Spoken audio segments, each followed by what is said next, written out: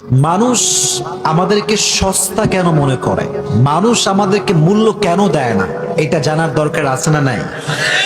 একটু কনসেন্ট্রেট করেন।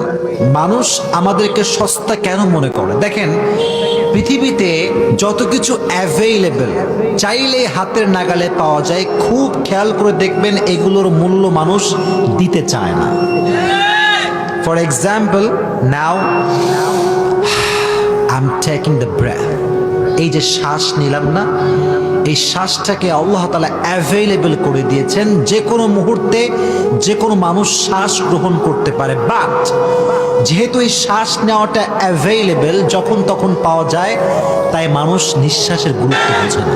আবার দেখেন, প্রচুর পরিমাণে অলওয়েজ বৃষ্টি হচ্ছে বৃষ্টি হচ্ছে বৃষ্টি হচ্ছে, মানুষ বৃষ্টির মূল্য হারিয়ে ফেলবে।